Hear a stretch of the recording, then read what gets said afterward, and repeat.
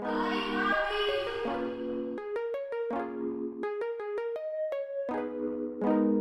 to Big Maq Podcast.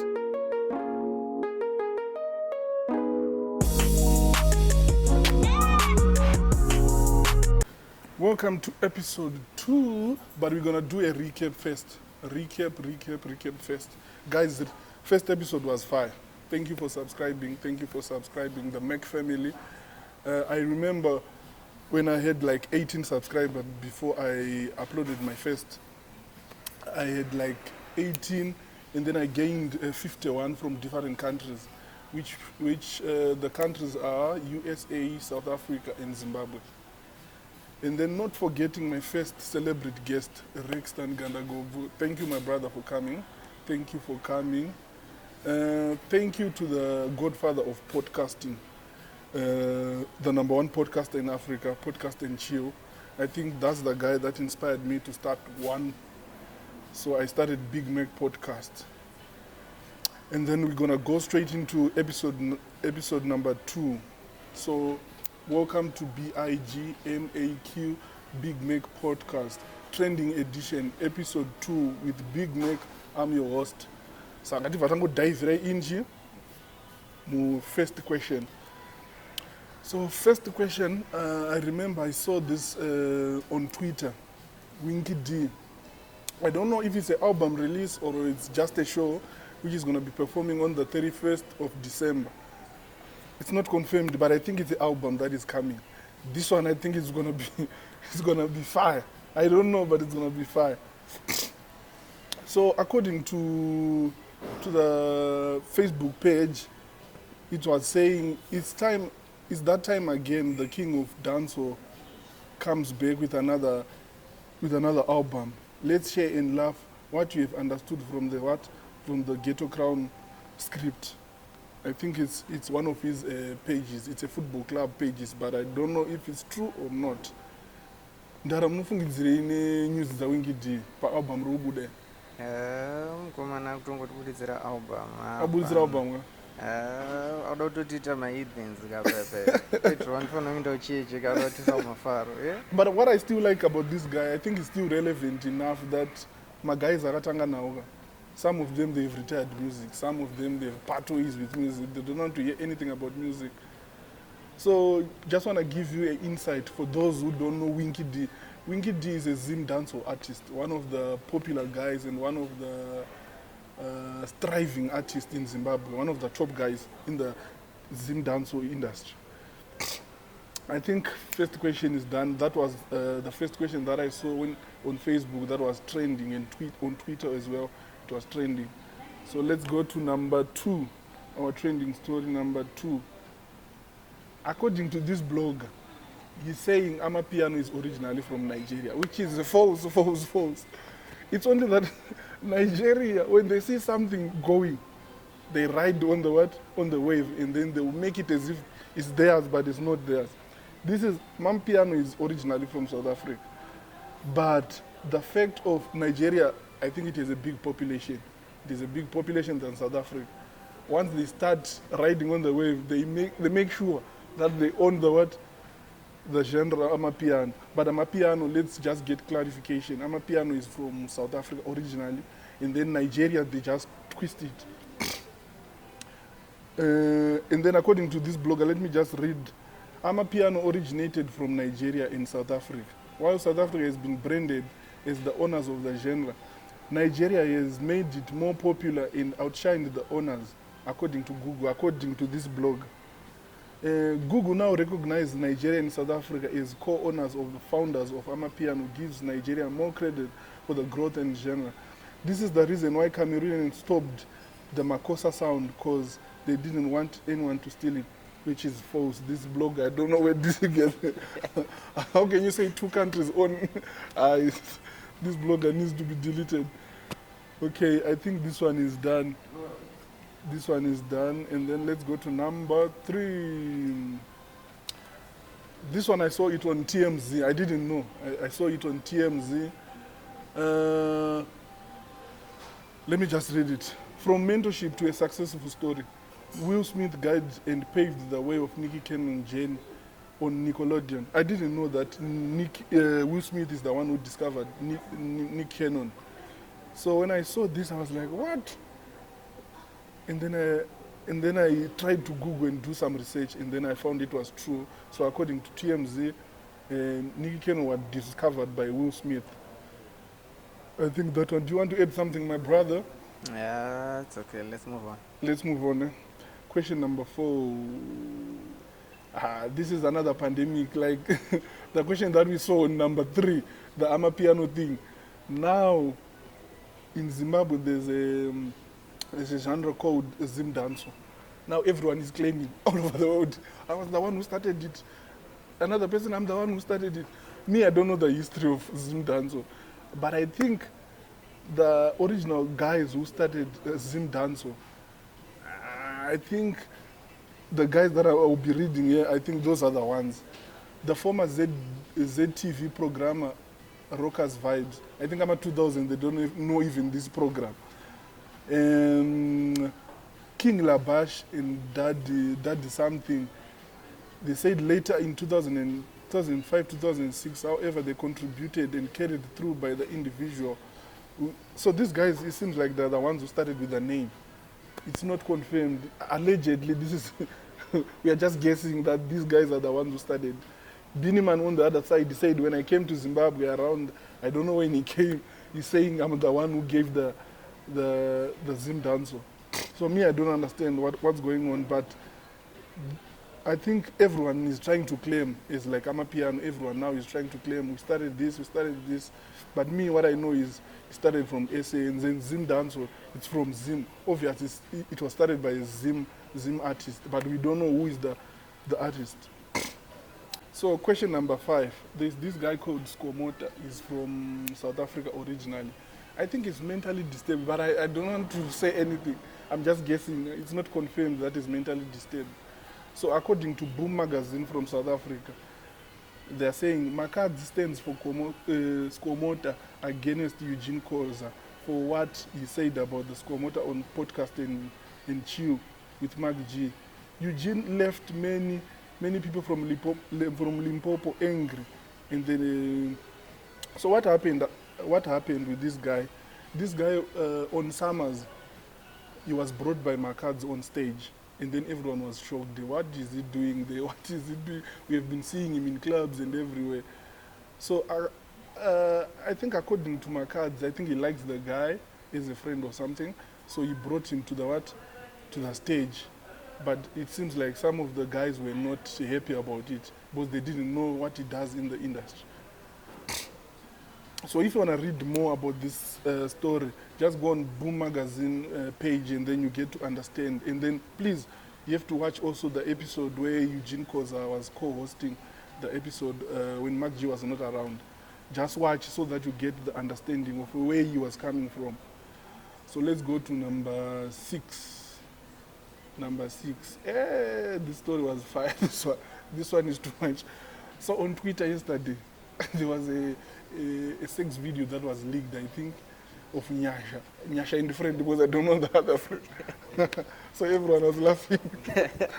I was watching TV, and then this friend of mine said, "Did you see Nyasha?" I said, "Which Nyasha?" I said, "Check this video." Guys, this thing of leaking sex tape is an old-fashioned thing. I'm a 2K. This 2K, I think you're doing it too much now. Out of hand. Because what I know is it's Nyasha and his friend who had that video. So who leaked between those two girls? But I think leaking of a sex tape, it's old news, that one. It's old news. So let's go to question number 7. Julius Malema. This one was trending yesterday. This guy is always trending. So apparently, what happened? There's a TikToker from South Africa. He was streaming live. So he was a black guy. He was streaming live on TikTok. So he was adding people. You know how you add people when you are live on Instagram or on Facebook. So he was doing the same. He was adding people on TikTok. So he added a white guy, and then he was talking to that white guy. After that white guy said the K word, The K word, you research it for yourself to understand. I'm not going to say it on this platform. it will intimidate black people. So he said the K word, but he was saying it to the EFF as a political party. He was swearing to the EFF the K word. So they got angry. And then they went to the school where these young folks was learning, and then they wanted to chase him away and so forth, and it was drama. So let me just read. The EFF is the only political party we have trusted to deal with racism in South Africa. In South Africa, racism is very serious. It's a very serious issue, and it's still there, it's still existing. Economic freedom fighters have peacefully marched to, this is an Afrikaner school, I can't even say the name, to speak with the principal and the student at the school, use the illegal racial slur towards a black child over a live streaming on TikTok. So this word is very, I won't even say it, but it's a K word.